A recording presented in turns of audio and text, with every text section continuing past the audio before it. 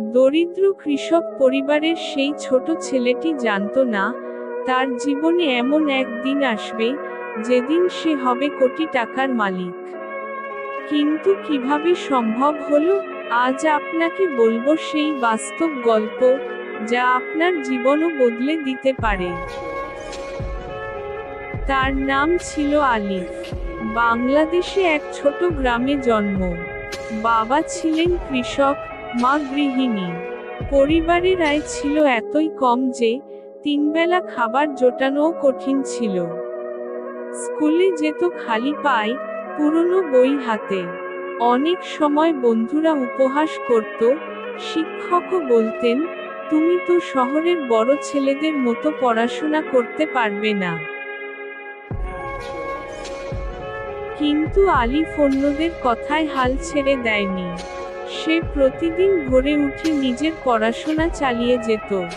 দুপুরে বাবার সাথে কৃষিকাজ করত, আর রাতে পড়ার টেবিলেই ঘুমিয়ে পড়ত। পরীক্ষায় ভালো ফল করল, বৃত্তি পেল।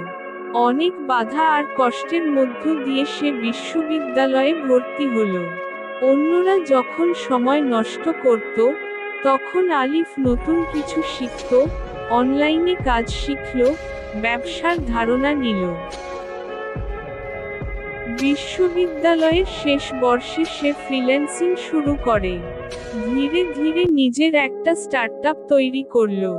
তার কোম্পানি কিছুদিনের মধ্যে বড় বিনিয়োগ পায় এবং সে দেশের অন্যতম তরুণ উদ্যোক্তা হয়ে ওঠে। আজ সে শুধু নিজের পরিবার নয়, গ্রামের আরও শত যুবক যুবতীর জীবনে আলোর পথ দেখিয়েছে। আলিফের গল্প আমাদের শিখায়, জীবনের পরিস্থিতি যেমনই হোক, নিজের স্বপ্নের পেছনে ছুটতে হবে।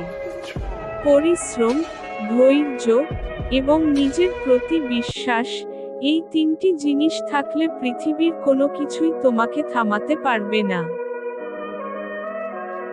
আজ আপনি যেখানে আছেন, সেটা আপনার শেষ নয়, বরং আপনার শুরু। এখনই সময় নিজেকে বদলানোর। কেউ বলুক আপনি পারবেন না, আপনি নিজেকে বলুন, আমি পারব। আপনার জীবনেও কি এমন কোনো কষ্ট বা বাধা আছে?